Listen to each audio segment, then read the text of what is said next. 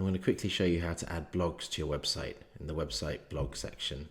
This is great for providing your customers with useful information, and it's also good for enhancing search engine optimization and letting people find your website.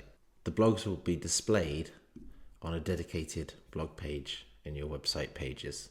So let's go back to website blog and we'll just add an article here. We'll just add a title. You can choose a category and this will group certain blogs together. So for this one, let's do used cars, and this will appear on a category page. A URL will be suggested based on the title of your blog, but you can customize this as well, and then you can enter the author.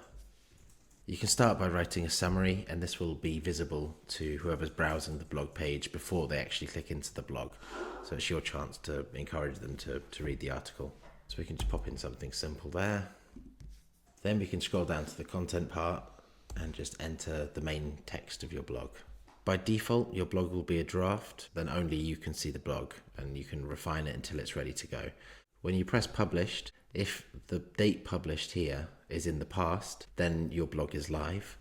If you've selected a future date or a future time, then the blog will be published on that date and time.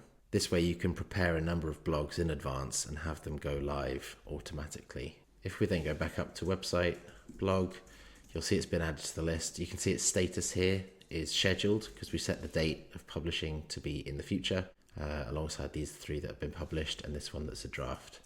You can edit or remove at any point, and to see them displayed, go to website pages and your blog page, and you'll see where the blogs appear.